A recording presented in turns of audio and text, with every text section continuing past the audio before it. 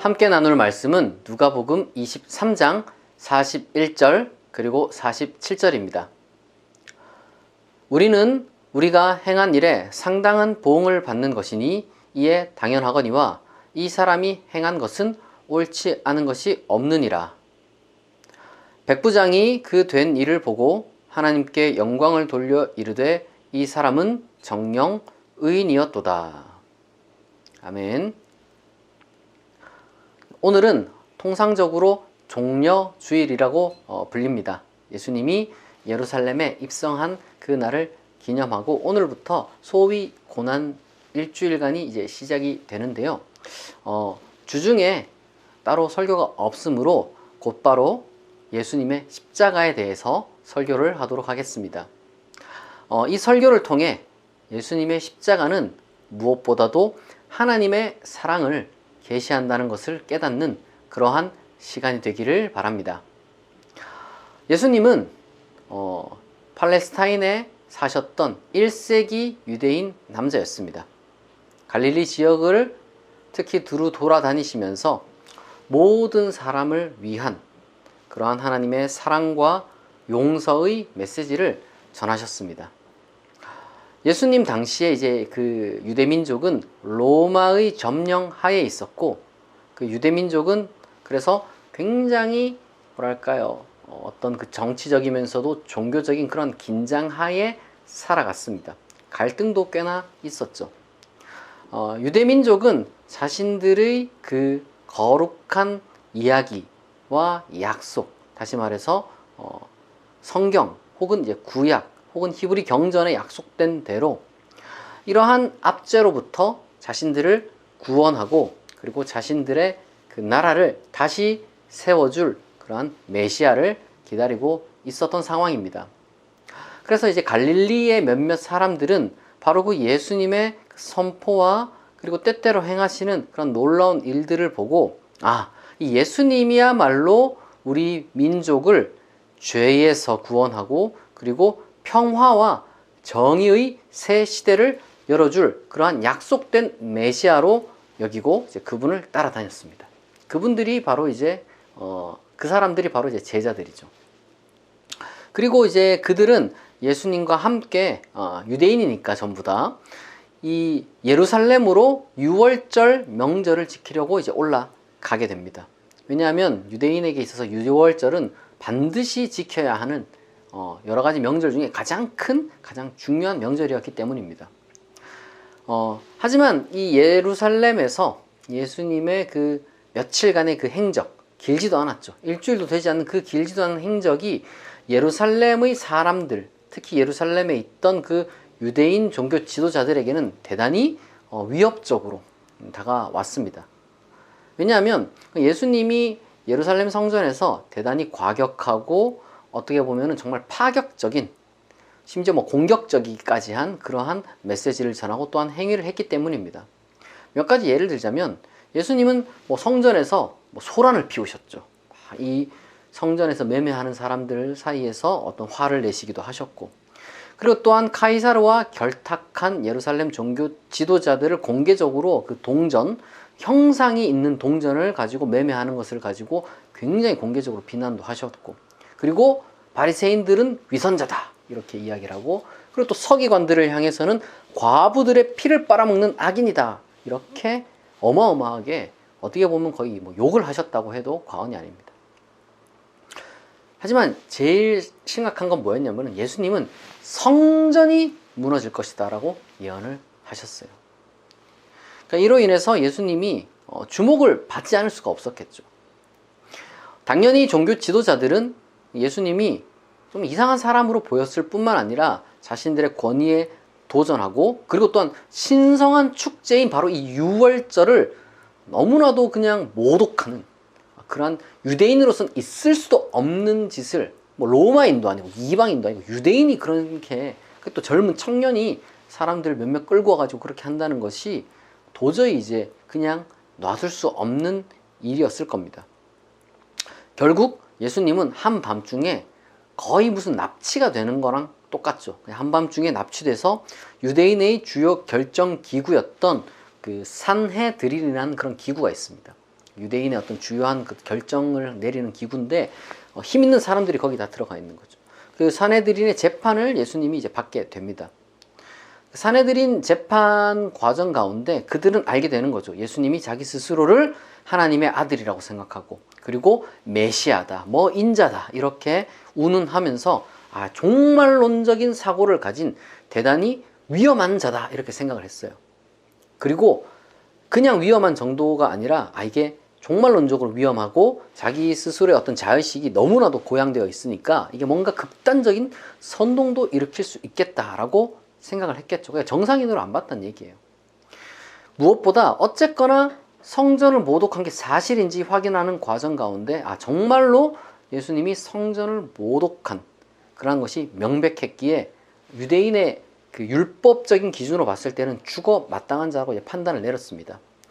하지만 예수님을 그렇게 한밤중에 납치해서 이제 죽이는 것이 뭐 그렇게 피를 묻히는 것이 유월절을 이렇게 지켜야 하는 유대인들로서는 탐탁지도 않았고, 그리고 또 로마인들이 이 유월절이라는 그 어마어마한 그 행사를 이렇게 질서가 이렇게 유지되도록, 그러니까 이제 가끔씩 너무 많은 사람들이 모이니까 뭐 선동이 일어날 수도 있고 하기 때문에, 로마인들이 있었기 때문에, 그래서 산헤드린 지도자들은 즉결 처형을 하는 그런 방식을 택하는 것이 아니라 뭐 종교적인 이유와 정치적 이유 때문에 빌라도를 찾아갑니다. 로마 총독이었던 빌라도를 찾아가서 예수가 정치적 선동가라고 이제 고발을 하고 그를 십자가에 못 박으라고 요구를 하는 거죠. 이미 뭐 예수님뿐만 아니라 이제 몇몇 또 이제 십자가 처형 당할 만한 그런 어떤 그 정치적인 어떤 선동가들이 잡혀온 상황이었고, 그래서 이제 빌라도는 뭐 정식 재판을 한 것은 아닌 것 같고, 워낙 이 사안이 급박하게 요구되었기 때문에 로마 제국의 권력이 위협이 되는 자들을 처벌하기 위해서 사용되는 아주 잔인하고 굴욕적인 그러한 십자가형을 그들 모두에게 선고를 하게 됩니다. 여기까지가 일반적으로 예수님이 어떻게 십자가 처형을 당하게 되었는지, 소위 고난주간에서 이제 일어난 일들을 다루는 겁니다. 근데 이제 누가복음에 가게 되면, 오늘 우리가 읽은 본문이기도 한데요, 바로 그 십자가 처형 과정 중에 예수님과 함께 최소한 2명의 행악자 내지는 뭐 강도들이 더 달렸다고 이야기를 합니다.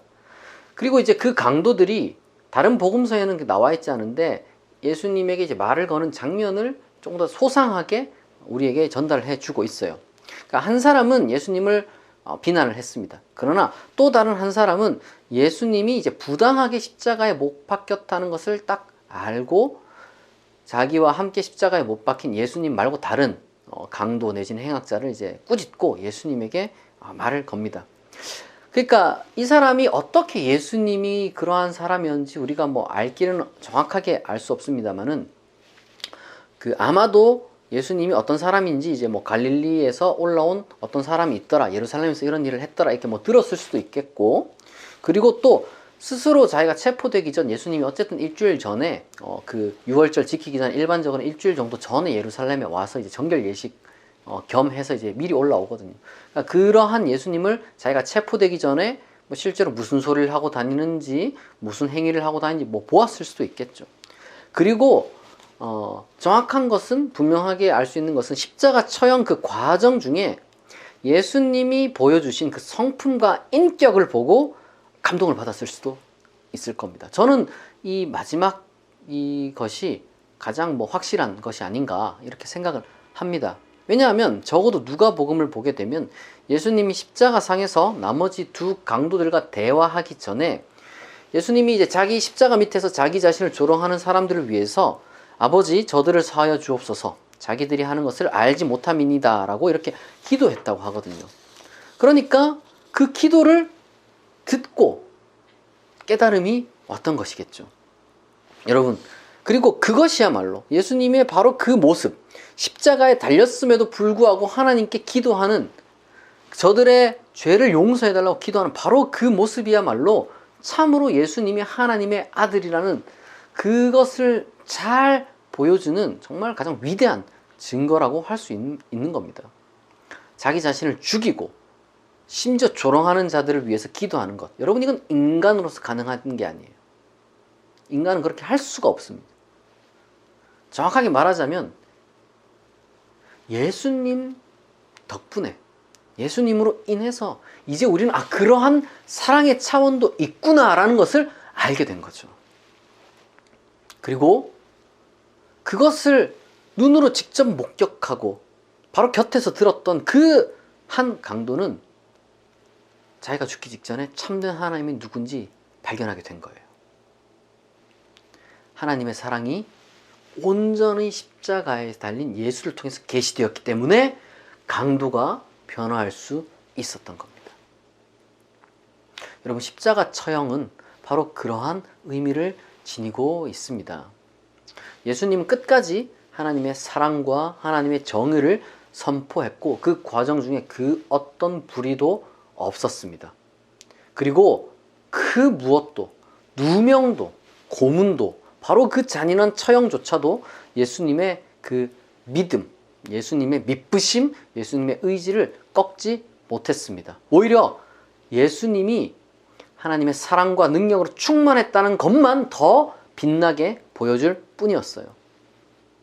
예수님이 스스로 이 길을 택하심으로써 하나님의 본질을 보여주셨다고도 말할 수 있는 겁니다. 여러분, 바로 이렇게 이런 불의한 죽음 앞에서도 사랑이 옳다라는 것을 보여주신 것, 끝까지 사랑하신 것, 여러분, 이것이 인간을 바꾸고요, 죄인을 바꾸고 악인을 바꾸고 세상을 변화시키는 겁니다.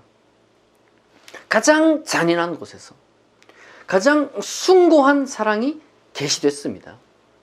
인간의 가장 악한 마음이 구현된 바로 그 십자가에서 하나님의 가장 선하시고 위대한 그 마음이 선포된 거예요. 여러분, 기독교는 하나님을 사랑이시다라고 고백하는 종교죠. 그 하나님은 그러면 어떤 사랑을 우리에게 보여주시느냐? 죄인, 우리를 끝까지 사랑하신다는 것을 십자가를 통해서 보여주신 거예요. 그러므로 우리가 이 진지하게 이 십자가의 선포 앞에서는 두 강도 중 어느 한 사람의 길을 택할 수밖에 없는 겁니다. 그리스도를 무시하고 비웃거나 아니면 그리스도를 믿거나. 십자가는 우리에게 그 두 가지 결단을 지금 요구하고 있는 겁니다.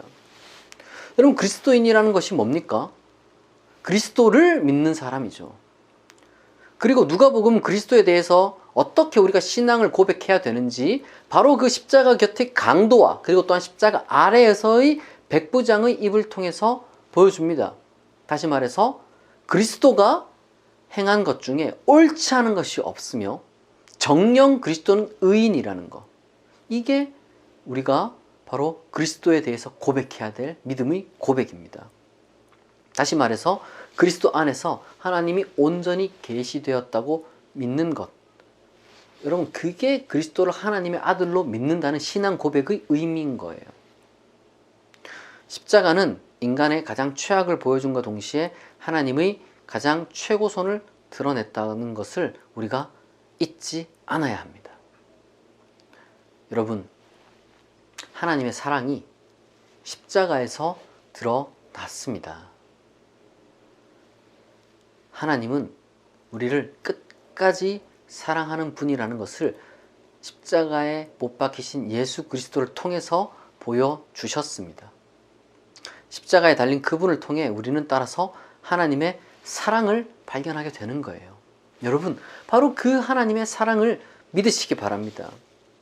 하나님은 여러분이, 우리가 죄인이었을 때에도 이미 사랑하시는 분이었습니다. 하나님은 사랑이라는 거예요. 하나님은 여러분, 우리를 사랑하십니다. 따라서 여러분, 하나님의 사랑받는 존재예요. 여러분, 한 사람 한 사람은 하나님의 사랑을 받는 존재라는 것을 여러분 기억해야 됩니다. 그리고 동시에 한 걸음 더 나아가서 이 사랑을 우리가 그리스도인으로서 우리의 인생과 평생과 영혼의 목표이자 모범으로 삼는다면 우리의 마음과 삶은 바로 그러한 거룩한 사랑으로 충만하게 될 것이고 세상의 그 어떤 것도 우리를 꺾을 수 없을 것입니다. 그래서 사도 바울은 이 놀라운 사랑의 그 능력을 믿음으로 말미암아 자신이 얻게 된 이 놀라운 은혜를 감격적으로 이렇게 표현합니다. 그런즉 이 일에 대하여 우리가 무슨 말 하리요? 만일 하나님이 우리를 위하시면 누가 우리를 대적하리요? 내가 확신하노니 사망이나 생명이나 천사들이나 권세자들이나 현재일이나 장래일이나 능력이나 높음이나 깊음이나 다른 어떤 피조물이라도 우리를 우리 주 그리스도 예수 안에 있는 하나님의 사랑에서 끊을 수 없으리라. 아멘. 여러분, 십자가에서 하나님의 사랑을 다시금 발견하시길 바랍니다. 그리고 하나님과 화해를 이루고 무엇보다도 이 하나님의 사랑이 여러분의 인생을 가득 채우기를 진심으로 축복합니다.